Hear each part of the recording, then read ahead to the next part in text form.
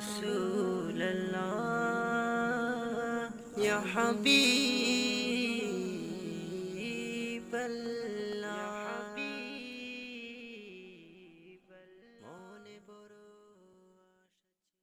یوه خور پوښتنه کوي وایي که د روژې په حالت کې یوې زنانې ته حیض راسي نو ودې ته خوراک جایز دی او که به تر ماښامه پورې امساک کوي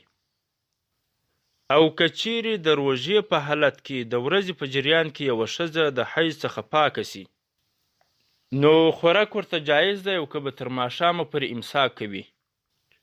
خورکۍ د مسلې تفصیل دا دی که چیرې یوې زنانې ته د روژې په حالت کې حیض راسي نو خوراک ورته جایز دی، تر ماښامه پورې به امساک نه کوي. خو البته که چیرې د روژې په حالت کې یوه حایضه زنانه پاکه سي نو بیا به خوراک بندوي او تر ماښامه پورې امساک ورباندې واجب دی، یعنی تر ماښامه به څه نه خوري.